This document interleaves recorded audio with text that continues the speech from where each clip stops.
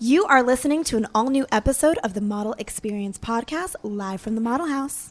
The Model Experience is the #1 resource for models. Real models, real stories, real resources. Visit themodelexperience.net to learn more, and be sure to follow us on Instagram at The Model Experience. Hello, everyone. Welcome back to the Model Experience podcast. Thank you so much for tuning in. Sorry for the delayed podcast. We've been in the studio just working on our next show, preparing for our winter fashion show. And it's going to be sensational, darling. Yes. We try to make every show better than the last, for the record. Yes. We literally try to make it better than... We do make it better, not yes. try. We do. It's like we're an artist and it's our album, and everyone has every... We got to top it every time, baby. Yep. Hits. We got hits, boo.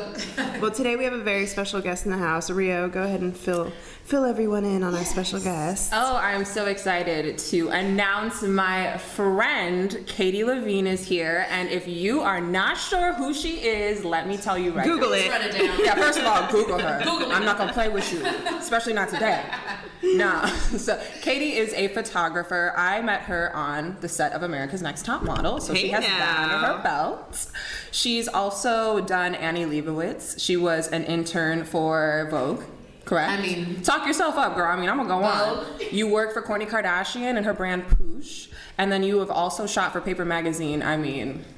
hundreds of times, I feel like. Right. Numerous times. She works with Ansel Elgort, Vince Staples. You shoot, like, all the big names in the industry. Thank you so much. You're so welcome. Amazing. Can you drop some names, like celebrity-wise? We love a good name dropper. Can you tell us? Just drop some there. Like maybe like some of your favorite celebs that you've photographed. Favorites. Who are some faves? Definitely, I love working with Kourtney. I think she's really great. I think she's super classic, and she really, it's a more feedback kind of thing. We work together on that, so it's really fun. I love Vince Staples because it was a big challenge for me because he was kind of on tour, and so that was really like a challenge to make him comfortable, and I really had a good time. And then Tan France from Queer Eye. Ooh, yes. Yeah. And when you say it was hard to make him comfortable, what do you mean? Like, because you're touring and you're like, I don't want to do this right now. I'm doing a photo shoot and this is my 12th this month, and you know what I mean, that kind of thing. How do you do that? Like, what's your process when somebody's out of their element and you're like, okay, we're gonna make this shoot happen? How do you snap them in that moment? Genuine. Honestly, like for Vince Staples, I really admired his music videos. So for me, I was like, wait, hey, by the way, lift me up. How are you doing that? How are you? And he was like, oh, I was on a crane. And kind of from there, he knew I respected him and, the art and kind of everything like that. So same with Tan France, too. You could see like I was kind of conducting the ship and I wanted to be respectful to everybody. And, whenever anyone's on my set, I say, hey, I value you, I value you, I value you. Let's make something beautiful together. So I think people respond to it. Yeah, I feel like your basis is just like, be respectful, show up, do your job, but it's very like free-spirited. You have a lot of like creative freedom. When I work with you, I feel like I don't know what's going to happen that day, but it's going to be good. That's dope. That's really cool. I hope that people take that away from working with us. I don't know what's going to happen, but I just know it's going to be good. Yeah, it's amazing. So how did you get your start in photography? Like, you just been doing it since you were a kid? Is it one of those things you were snapping away that guy, or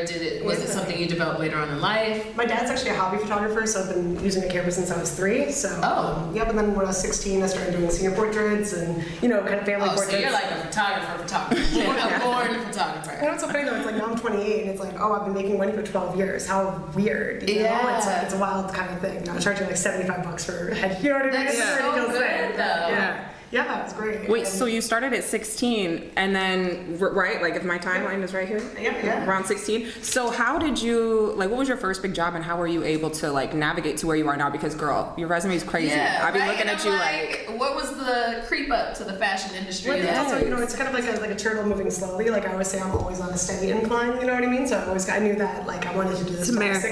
Yeah, it's a marathon. So, I actually followed a boyfriend to college, kind of did that for a bit, and then I realized, after we broke up, I'm like, actually, I really want to do photography. So that's when I transferred. I was at Iowa State. Thank you for breaking up with me. Yeah. I actually jumped in a pool with all my clothes on, and I was like, I think this is the next step. I was studying art history at the time. That's so good. Yeah, and I just thought I'd be an art history teacher. I never thought I'd actually be a photographer. So what was one of your first gigs that really started pushing you into the fashion industry? Like, what were some of the gigs in your early career that was like, okay, I'm starting to be on the incline in this fashion industry? Well, my internship at Vogue was definitely like, that was when I felt like I was at the bottom of the barrel, like the very, very bottom, but at least I was in it, you know what I mean? I didn't really care what I was doing, and I was working extremely hard. I think I worked like almost 7 days a week there. I dropped out of school that semester. As an intern? Yeah. I was working like a psycho. Like, it was crazy. Yeah, every single day. I just committed myself, and I think I was living in like Highland and La Brea or something like that, and what am I trying to? Oh, Highland and Fountain, and I just had this like small little studio. I moved out there for the internship, dropped out of school, and that was it. And I really committed myself, but I was doing styling assisting there. So I think that's also what they don't understand is I wasn't necessarily like a photo intern at Vogue. Right. I was a stylist assistant, and then from there I just offered to do anything on set, so I was a stylist assistant. And then from there, dope. yeah, and then I did really, really well there, and they said basically like they pick one intern that does really well. Thank God it was me, and she was like, if you graduate college, I'll recommend you to Amy Leibovitz. So I was like, wow, that's big time. Wow. Yeah. That's So did you ever get to shoot for Vogue as an intern? Nope, I was just on set. I mean, Got it. why would they have an intern? No. You know what I'm saying? Yeah. It's like, right? Of course. Yeah. So it was just honestly my first way to be on a big fashion set. So it was actually funny. Like my first shoots was, one of my first Vogue, Kourtney Vogue shoots was Ed Sheeran and Bella Thorne, but it was like 7 or 8 years ago. Yeah. You know, so like Right. Bella must have been 15, Ed Sheeran and the A-Team had just come out.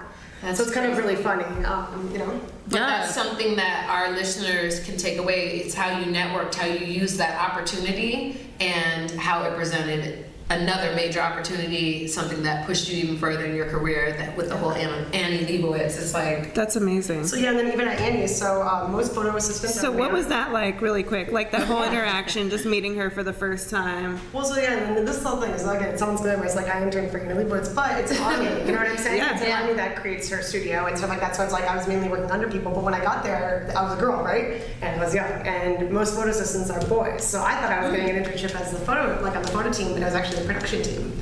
So from there, I was like, hey, what can I do to get on set? Because shrink. It sounds dumb, but I'm carrying a lot of equipment.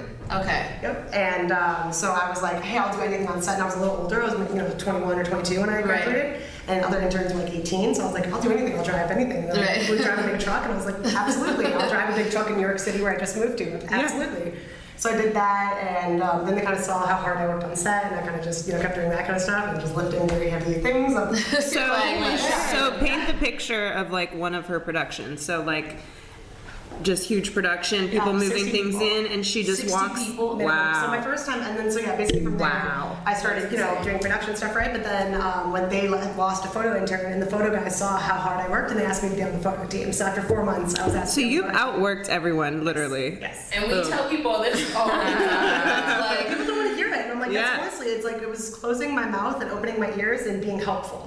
And Yeah. valuing, like, I remember even at Vogue, like, I mispronounced Loren Scott or something like that, and I asked you out. Like, Yeah. And that's where I realized, oh yeah, I might be like the most, like, I'm naturally talented, but I am the most unprofessional still. So, yeah. You got to go through those things. yeah, serious. It's humble pie for sure. So yeah, and then my first time photo assisting ever was Amy Adams' cover shoot for Vogue with Annie Leibovitz What? and Grace Coddington. 60 people, though. That's crazy. When you think of these shoots, you don't know the amount of work that goes into it. It takes an army. Yeah. And that's probably not even like hair and makeup.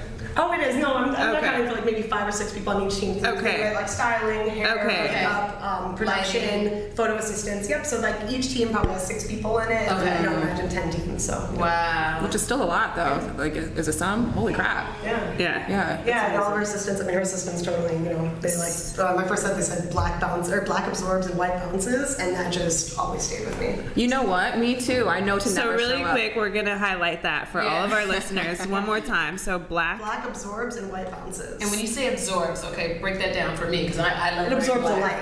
Oh, it So absorbs white the would light. bounce it off of you, and then black just kind of like absorbs it so it may be softer. So you can give us some good styling tips too. Yeah, of course. What else you got?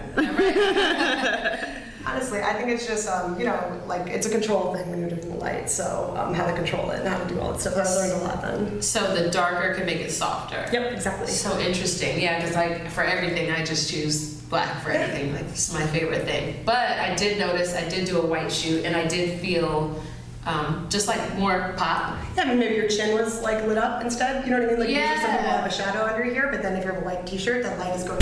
Oh shoot! Not quite. Sorry, but yeah. So in that instance, maybe the white shirt would then bounce and then go up to your face and then lighting you underneath. See, and those are the things I need to know. Yes, But so we the all. dope thing is, okay, so you were on these big shoots. Now you're doing your own big shoots, which is crazy amazing. So we kind of want to know, what is your process like the day before a big shoot? You get hired to do paper Magazine, which is one of your regular Shout out. clients, right? Yep. So I'm actually in the process of doing kind of a shoot right now. They're prepping. It's a 3-day shoot with about 26 people. So You're going to Europe, right? Not Europe. Just New York. New York.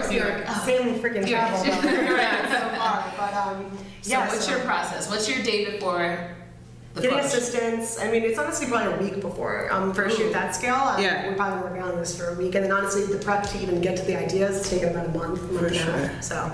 Yeah, and then I create kind of a mood board that I presented to them. I presented maybe 5 or 6 ideas for this, and then we picked a direction. Then maybe we actually figured out, or like 2, and then we decided which one was actually feasible to pull off, production-wise. Okay. And then from there, then I'm in charge of finding my assistants. So yeah. Nice. So Rio, you did a shoot with Paper Magazine, right? On America's Next Top Model, yes. Did you shoot that, Katie? No, so Gotcha. I shot the RuPaul's episode. I was Yes. Yeah, she shot me with Valentina, and I just remember thinking, this girl is so cool. She was like hopping around set in her little overalls. We just talked about this. She was hopping around just like the most carefree energy. A lot of the photographers, they would make you kind of nervous. Like the set, you'd walk on and you're like, Like intimidated. Like Director X, I feel like is probably very yes, intimidating. that was one of like the set. most like I was sweating from Yeah. start to finish, So no matter that's what. an advantage that she has, is being Yes. very genuine and She's- personable. Because I don't like working with photographers like, not I don't like, but you want. harder. It's vulnerable. Photo shoots are a vulnerable situation. Yeah. It's how you look. It's how you feel. And you don't want to be walking into a situation where you're already critical of yourself, and then you feel like somebody's being critical of you, and they're behind the lens. Yeah. Absolutely. I would say I take everyone's like favorite picture of themselves because I do feel like they feel the most comfortable. That's kind of like my tagline or whatever, but I think it's very I important. love that. I love that. And it's So the just selfies be popping. Yeah, I think I always tell Rio too, like cute is a feeling. Yeah. It is. And if you're not feeling cute, you're not gonna look cute, you know? And that can also be more than just, what I mean, of course, cute. Yes, Yeah, yes. Like, I mean, like even the stuff I'm trying to get next week is going to be very vulnerable and very open, and it's going to have to, and also that's on set too, yes, sets are bigger sometimes, but I prefer it to be one-on-one. So if it's getting too hectic on set, I ask everybody to step it back. If I can tell someone's getting nervous and hey, just focus. If it looks bad, I'm not going to show it to you. Let's just focus. Let's get in there. Do you set like an atmosphere for it? So is it like music? Is it whatever Music. You're like, look, everybody gets trapped. All around rap. So is it like setting a mood? Because when I do shoots, I mean, I'm not doing paper shoots, but I do shoots and I like to set the mood. I like some good music going on just for a vibe and stuff. Is that pretty common on most sets? Yeah, and then like I said, the energy too. Like I like everyone to feel valued. So maybe it's not always energy via music, but it should be energy via Energy is so conversation. important. And I love when models come out of our program or our shoot and we get that feedback a lot. Like Yeah. the energy was so amazing. And I feel like we make a conscious effort to do that. And when you have a conscious effort to have good energy, I feel like that's half the battle almost. It's half the battle. Yeah, and I'm extremely decisive and also extremely quick at shooting, and it's because I think that comes from practicing. I've actually probably taken 2 million frames. Yeah. It's just and I mean actual number. That's Yeah. not an exaggeration at all. Sure. So it's that because of that, I've now been able to be so decisive, and that comes from practice. And do you Practice, guys. overshoot or shoot less now? I shoot less. I would say, a test shoot, a quick one would be 300 frames, large one would be 600 frames, and the big shoot would be about 2,000 images. So probably next one, Wow. next week would be 1,000 per day, or 1,500 per day. And that's 3 days. Yeah. So what makes you delete a photo if you're going through 1,000 photos? What are some key things that you're like, this Absolutely. can't Eyes be? closed. That's number one. But yeah, also I really even I'm very cautious about posting on Instagram. If I can tell that there's because I see people post and no shade to anybody, but it's when you can just tell that there's not the dead in their eyes. I hate it. The lighting is very they're kind of dead in the eyes. You know what I mean? Yeah. And you can just tell that they're not connected to the camera, because when I'm looking through my camera, it's a close up, and I know we're having Right. eye contact, so that eye contact better be there. So I think I really look for that in my Eye pictures. contact. That was another tip. That was a gem right there. She's dropping tips, guys. Are you catching these? Eye contact. Bing. Boom. appreciating everybody on set and being respectful. Bing. Wearing white Versus black. Or black if you're trying to Set that in mood. production though, or like just trying to not cause a ruckus. On set. Right. You know, bounce the light everywhere. So my personal question for you, and I've always wondered this, because we've shot together several times, and what makes a great model versus just a model? Because I know you'll be like, Rio, oh my God, that was so amazing, and I'm like, was it? Like, so what is that? Tell me. I look for in a model somebody that always moves every frame, not like too much, but every time I click, there should be some movement. It doesn't have to be slight, but it can go from subtle. Yeah. just like something subtle, and also just using the space around you. I think if you're in like a 2x2 space, there's so many different things you can do. I had a model one time. There was a stool, right, and he went down on the floor and put his head on the stool, and I was like, whoa, why did you do that? Like, it was so beautiful. But so using what's around you to your advantage. If there's a chair, sitting in the chair is not the only position. You could be sitting, down on the floor and leaning up against it. You can turn your chair. You could, you know what I'm saying? You could stand up and lean on your arm on the chair. So we need these pointers because I notice I get stuck in those little comfortable places. So you should definitely use what's around you. And use what's around you by your hands. And I always notice fingers. I think people need to be very conscious of fingers. Yes. Because there's nothing worse than when a girl's beautiful and she's like, That's like my photo. and I just think hands can be really beautiful if they're done really well or really elegant. Yeah. Rio has good hand photos. She's great. She's great. I always say dancer We always talk hands. about that. No, we always talk Right? about hands. Yeah. Well, you know what? My hands aren't so good. Ashley Graham taught me that never do this, and I see a lot of people doing it. Never hit this pose. Okay, can everybody see this? T-Rex. It literally looks like there's an arm coming out of you, like a baby is bursting out of your side, like you're having this mutant child coming out of the side of you when you hit this pose. Never do it, never. Also trust your photographer too. That's the thing. Sometimes there's nothing more annoying than a model that knows a little bit about photography and then tries to control it. Yeah. So I'm telling you, if it looks good, you need to trust me. Yeah. Very true. And go with it. And then also don't ask to see the back of the camera. Just don't be self-conscious. That's why even I like shooting kids sometimes. And I also have to stop saying shooting. Wait, Photograph so you kids. do not when people ask to see the back of the I mean, camera? sometimes, but if we're getting into a vibe, it can really hinder you because it comes from more of a self-conscious place. Insecurity, Yeah. So it's one thing if you want to check your makeup or the makeup artist on that, but if you're rolling, you gotta just go. Right, yeah. I'll notice it. Check it in the beginning, just to make sure that. Yeah, check in the beginning and then roll. Okay, I see how that's. Exactly. Bam. Yeah, and then once we're there, and then there's also nothing more annoying than a model that I'm trying to start set and we have limited time and they're taking selfies on set. So I will say. That's a Ding, ding, what? ding, guys. So. Of course. Because our fashion shows, no, they do. We're lining up, you guys. Let's do the job. Let's get the job done. Yeah. Then you can selfie out. But that is a really good no, guys. So when you're doing the show, please. Especially if it's something bigger like a Get your show. producer in the hallway. Be in line and ready to go. Well, to me, so I've been to your guys' fashion shows. That is bigger than one model. That's a thing. So it's not about you. I don't care. It's maybe your moment to shine, but the whole thing is not about you. You're putting in a lot of time. You're putting in a lot of time. You're walking too as well, putting a lot of time. You know what I'm saying? So it's not your show. It's the show. And you know what? We really try to stress to our models that you're doing a job. So when you say it's not about you, people have a really hard time understanding that as a model, I know it's your face and but it's not about you. And it's so interesting to see people's take. I don't want to wear that. That's not my style. Huh? But you're here to do a job. Yeah. Not about you. What I will say too, also acting kind of too diva-ish before you're diva-ish, because it's usually on set, it's honestly, most of the time it's the photographer is the hierarchy, you know what I mean? Unless the model is a celebrity. Yes. If it's just a model that's for clothes, I'm more important than them on that set. Right. You know what I'm saying? It's not trying to be rude, but it's just facts. You know what I mean? Because I'm the one that's conducting the ship. You're And that's directing, my part. basically, You know what I'm saying? yeah. Because I'm the conductor of the ship, right? Yeah. So that's the only reason that hierarchy's there. But maybe I'm not as well known, and then the hair or celebrity, hairstylist or something like that. So knowing your place on set, and if you're just starting out, That's a really good point. Is just really knowing, who's on set and the hierarchy of everything. yeah, and being respectful. And I will say too, one of my first shoots when I was still interning at Vogue, there's Miranda Kerr, and then there was also a model that was not as well known. And the one that was not as well known was complaining about the shoes and how they were too small. And Miranda Kerr wore 3 sizes too big, and she's like, "Oh, it's grand." And she's like, "No, that's a supermodel." Yeah. You run into that a lot.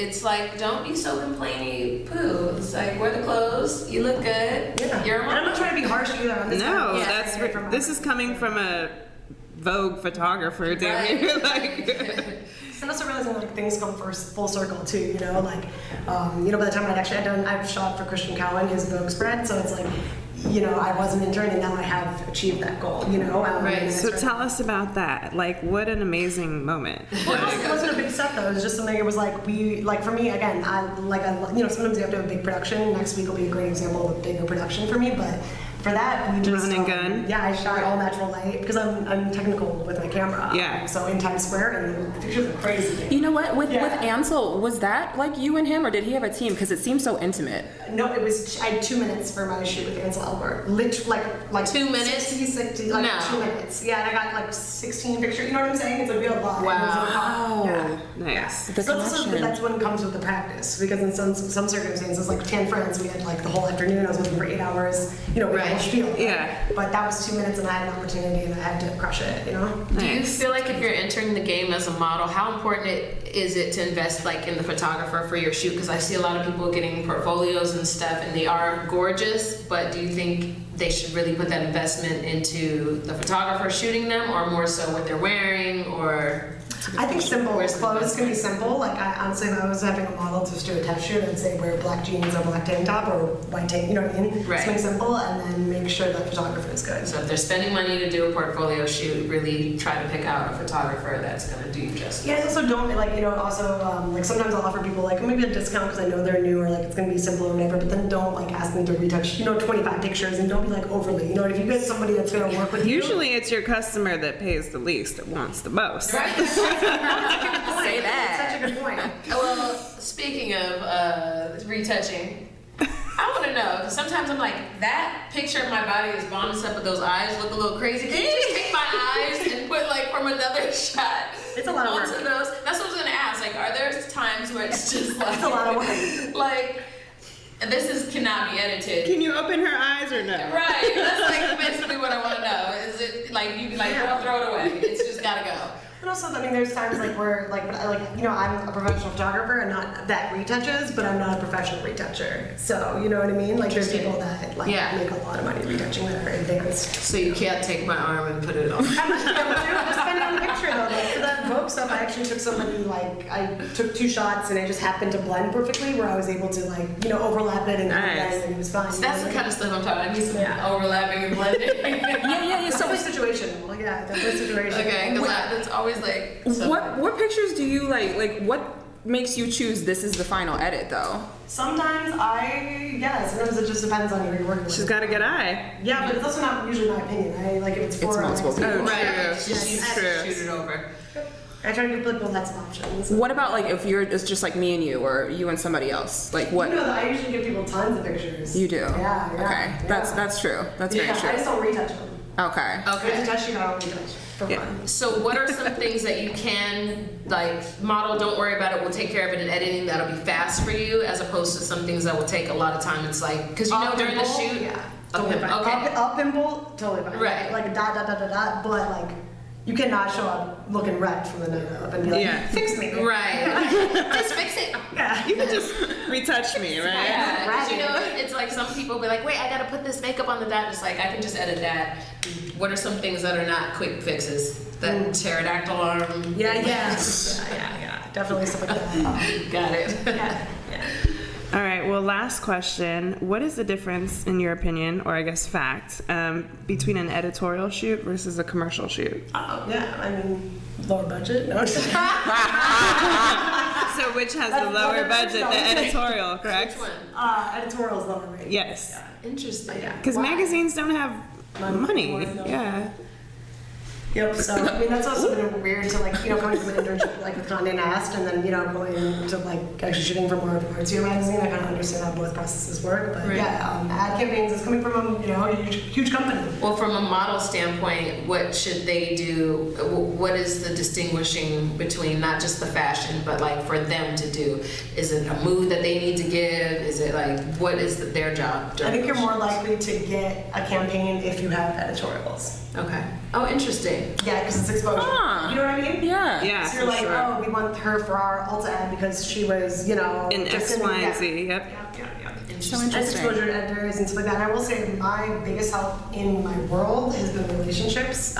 People help me. And Yeah. Bing, bing, bing. Yeah. And we talk about that all the time. Yeah. Moss. Yeah. We gotta give a shout out to Massimo. But that's also out of respect and love. Yeah, Massimo, like, you know, so basically how I even got on America's Next Top Model is because Drew Elliott, who was the owner of Pippen Magazine, now he's the global chief officer of MAC Cosmetics, and was also a judge on America's Next Top Model. He found me after Lucky Blue Smith posted a picture I took, and I only took that because wow. we were doing a video shoot, and then me and him like ran off and were like having a good time. And Oh, wow. I took like 200 frames or 100 frames, and we got like these insane shots. And then he posted it like 9 months after our shoot. And then I noticed that Drew Elliott followed me back because I was also aware of who was in the industry. You know what I mean? I know that Drew Elliott is, Yeah. you know, creative director or whatever. So when I noticed he followed me back, I followed up and I was like, oh, hey, thanks for following me. So do you Like- target creative directors? Oh, and that's also, I mean, Instagram now, I will say everybody you want to access is at your fingertips Oh, if yeah. you research Right. hard enough. So it's like, look who they're following and then go there. Like, you can go down a rabbit hole. And that's Oh, why yeah. we tell our Yeah. models as well, do your research. Yeah, Know who research you're is most dealing- important. Right. If you're shooting with you, do some background, do some research. What are your likes, dislikes, you know? Yeah, so. Nice. Well, it's been amazing to have you on our show. Thank you so much, It Katie. wasn't like a test. It Yeah, wasn't like a chemistry test. I want to give a shout out to my co-host, super producer Lamaya Good and Rio Summers. Thank you so much, Katie. Where can we find you on Instagram? Katie Levine photo. So. Check it out. Get on it. Oh wait, what about your website? Oh, KatieLevinePhoto.com. Hey. I'm tired of Finagle photo shoot, y'all. We're gonna cut this so I can go on and give me a photo shoot. Crack. Well, thank you for coming, Katie. We love you. Thank you so much. And until next time, guys, That's a wrap. that's a wrap.